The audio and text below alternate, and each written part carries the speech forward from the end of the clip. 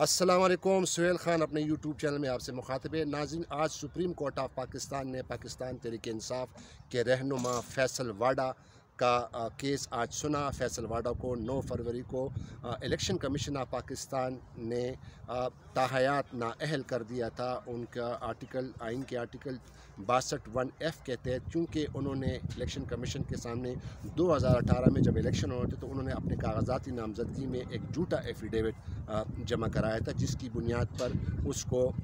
Election commission of Pakistan ने ताहयात नाअहल कर दिया था आर्टिकल 62(1)F के तहत, आइन के आर्टिकल 62(1)F के तहत। और साथ ही साथ इलेक्शन कमीशन ऑफ पाकिस्तान ने उनको ये भी हुक्म दिया था कि आपने जितने भी मरात लिए हैं एज ए MNA, और वो आपको दोबारा तमाम जो है वापस करने होंगी, कौमी ख़जाने में जमा कराने होंगे। और इसके बाद फिर फैसल वाडा ने इस्लामाबाद हाई कोर्ट में भी इलेक्शन कमीशन ऑफ पाकिस्तान का फ़ैसला चैलेंज किया, और इस्लामाबाद हाई कोर्ट ने भी इलेक्शन कमीशन ऑफ पाकिस्तान का जो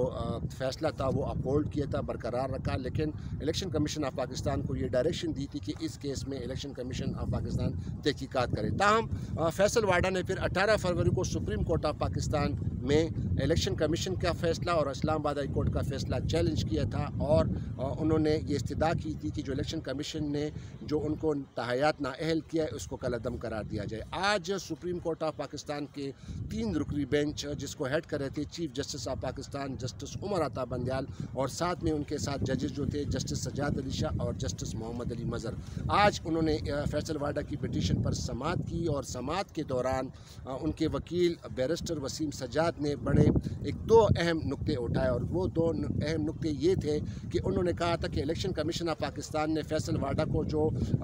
62(1)F के तहत नाअहल किया था वो आइन के आर्टिकल 218 के तहत किया था। तो वसीम सज्जाद का ये कहना था कि आइन के तहत इलेक्शन कमीशन ऑफ पाकिस्तान को 218 के तहत उनका ये दायरा इख्तियार ही नहीं है कि वो किसी मेंबर रुकनी असम्बली या पार्लियामेंटेरियन को वो नाअहल करे। वसीम सज्जाद का कहना था कि जो अहम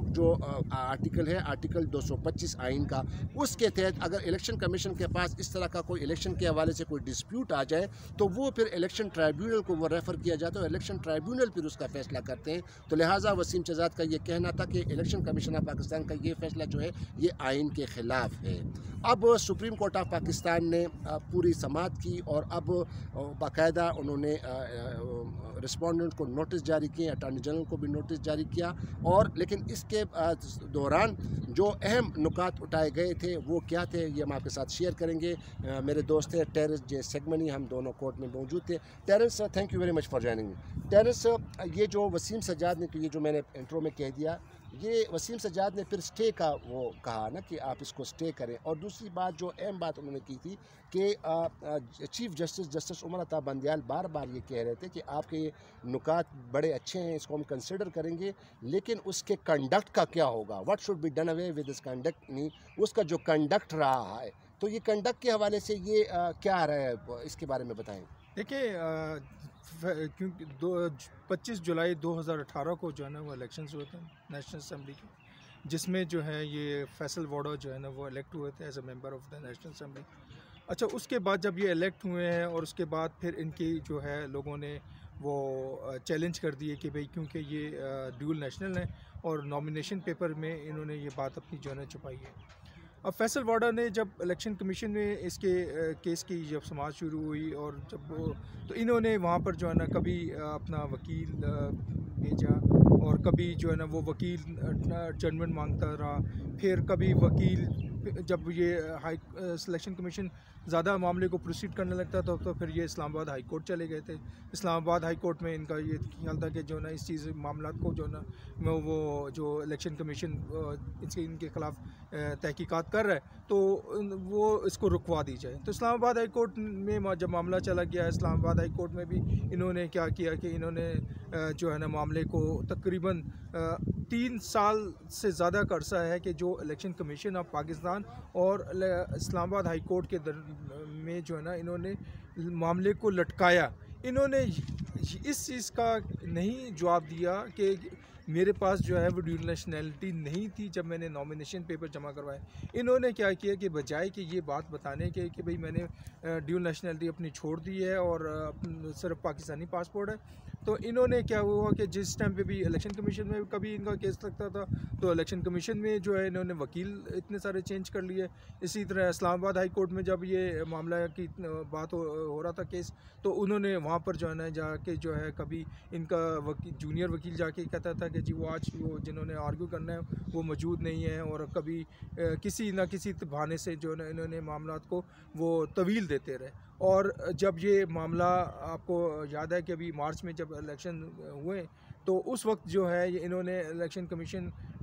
फैसल वाडा ने इलेक्शन सेनेटर के इलेक्शन लड़े, और सेनेटर के इलेक्शन लड़ने के बाद इन्होंने सबसे बड़ी चीज़ ये की कि जैसे जिस दिन इलेक्शन का वो सेनेटर का वो नोटिफिकेशन इशू हुआ, उन्होंने अपनी जो है ना नेशनल असम्बली की सीट छोड़ दी। तो इससे जो है ना वो बहुत से डाउट पैदा हो गए थे कि भाई क्या वजह है कि जो 5 साल के लिए जब ये इलेक्ट हुए हैं तो 5 साल अपनी जो है ना वो मेंबरशिप वो उसको नेशनल असम्बली की सीट को छोड़ के इन्होंने सेनेटर हो गए, और उसके बाद जो है ना, लेकिन इस मामले को जब ये इस्लामाबाद हाई कोर्ट ये सुन रहा था केस, तो इस्लामाबाद हाई कोर्ट ने इनका केस बेशक के डिस्पोज ऑफ कर दिया था। लेकिन इसमें उन्होंने इलेक्शन कहा था कि अपने एक जजमेंट में कि ये मामला जो है ना इलेक्शन कमीशन देख सकता है, इस डिलेइंग टैक्टिक्स को और इनके कंडक्ट को, और उसको प्रूव करे। उसने यही हाँ, ऑर्डर किया था कि इसको प्रूव करे। प्रूव अच्छा, दूसरा जो है वसीम सज्जाद साहब बार बार कह रहे थे कि जी इसको स्टे करें, और स्टे पे फिर चीफ जस्टिस ऑफ पाकिस्तान उन्होंने कहा कि हम जो है ना ये इसको आपके ये पॉइंट्स देखेंगे जो आपने जुरिस्डिक्शन का जो उठाया है, लेकिन उन्होंने कहा कि ये जो उनका कंडक्ट जो है ये हम देखेंगे। और बाद में फिर उनके बार बार वो कह रहे कि जनाब ये करें खुदा के लिए, इसको स्टे कर रहे हैं। तो उस पर फिर जस्टिस मोहम्मद अली मज़हर ने कहा कि हमने आपको एक बेनिफिट दे दिया है ना, हमने ऑर्डर में लिखवा दिया कि इसका जो सेनेट का जो हवाले का जो मामला है वो subject to the outcome of this court, यानी इस कोर्ट की कार्रवाई इस केस में जब तक फैसला नहीं आता तो वो उससे जो है उसका लिंक रहेगा। ठीक है, तो इसका मतलब ये है कि अब उन्होंने तो एक तरफ तो वसीम सज्जाद की इस्तदा जो है वो मुस्तरद कर दी कि इसको स्टे करें, लेकिन दूसरी जानिब सुप्रीम कोर्ट ऑफ पाकिस्तान ने आज बेंच ने ये कोई इलेक्शन के बारे में नहीं कहा कि इलेक्शन ना हो या उसको मुलतवी करें, या जो अभी जो इसकी सीट पे जो इलेक्शन होगा। क्योंकि आप देखें कि ये बार बार जो है वो वसीम सज्जाद साहब ये रिक्वेस्ट कर रहे थे कि भाई जो है ना 9 दिन के बाद जो है ना सेनेट के इलेक्शन उन्होंने जो सीट खाली होगी है तो आप इस तरह करें कि इसे स्टे दे दें। तो उन्होंने कहा हम स्टे तो नहीं देंगे। फिर उन्होंने ये भी इल्तिजा की कि जी आप इस तरह करें कि इस केस को जो है ना 9 दिन के अंदर अंदर जो है ना सुन लें, ताकि जो भी मामला डिसाइड करें। तो उस पर जो मोहम्मद अली मज़हर हैं उन्होंने ये कहा कि देखें हमने तो आपको इतना बड़ा रिलीफ दे दिया कि ये जो हमने ये लिख दिया कि subject to the outcome of this final order of this Supreme Court. तो आपको तो बल्कि फ़ायदा है कि जब ये इसका आपके हक़ में चले जाएगा तो आपको ये होगा कि आप जो सीट होगी तो आप वो सीट ऑक्यूपाई दोबारा से कर सकेंगे। लेकिन वसीम साहब का कहना था कि देखें जी वो जो अगर ये सब केस सपोज़ 1 साल के बाद इसका डिसीजन आता है तो क्या जो बंदा जो इलेक्शन लड़ के सेनेट जो सीट पे आएगा तो वो क्या अपनी सीट इस आसानी से छोड़ देगा। दूसरी चीज़ उनका ये कहना था कि जी जो बंदा आएगा वो डेफिनेटली जो इलेक्शन सेनेट के इलेक्शंस में बहुत से बिल्स हैं या बहुत सी जो वो कार्रवाइयाँ हैं तो उसमें तो वो अपना वो वोट भी कास्ट भी करेगा, उसकी अटेंडेंस भी होगी, डिबेट्स होंगी, बहुत से पॉलिसी मैटर्स सेनेट में डिस्कस होते हैं, बिल्स डिस्कस होते हैं। तो इस जो जितना भी सारे अरसे में वो मेरा जो क्लाइंट है वो फैसल वाडा वो तो जो है वो तो डिप्राइव हो जाएगा इस मामले में, और जो दूसरा बंदा है जो कि आएगा वो उनकी जगह में वो सारी अटेंड भी करेगा, सेशंस भी अटेंड करेगा, और वो अपना जो है ना वो इलेक्शंस में वोट और बिल के हवाले से जब भी इलेक्शंस होंगे वो वोटिंग वगैरह होती है तो उसमें जो अपना वोट देगा। लेकिन बार बार उनके इशार पे जो है वो जस्टिस सज्जाद अली शाह और जस्टिस उमर अता बंदियाल ने तो बल्कि ये भी कह दिया कि जी ये जो डिसीजन हमने आज कर दिया ये विद द कंसेंसस है जी, देख लिया आपने, हाँ, ये देख लेंगे जी आपने मेरे दोनों ब्रदर जजेस को कि दोनों जो है ना वो इस बात पे हैं कि बस ठीक है हमने आपको जो है ना मैक्सिमम रिलीफ प्रोवाइड कर दिया इसके अंदर, तो आप जो है ना इस पे इसरार ना करें। तो जी नाज़रीन, अब सुप्रीम कोर्ट ऑफ पाकिस्तान ने इस समाअत को मुलतवी कर दिया। टाइम नहीं बताया, लेकिन फ़िलहाल रिस्पोंडेंट जो है वो मतलब रिस्पोंडेंट जिसमें इलेक्शन कमीशन ऑफ पाकिस्तान है और ख़ास तौर पर अटॉर्नी जनरल साहब को भी नोटिस जारी कर दिया। अब देखना ये होगा कि दोबारा इस केस की समाअत कब होती। तब तक के लिए इतना ही, लेकिन आपसे इल्तिमास है कि जो नए देखने वाले हैं वो मेरे इस चैनल को ज़रूर सब्सक्राइब कीजिएगा। तो खुदा हाफिज़, पाकिस्तान जिंदाबाद।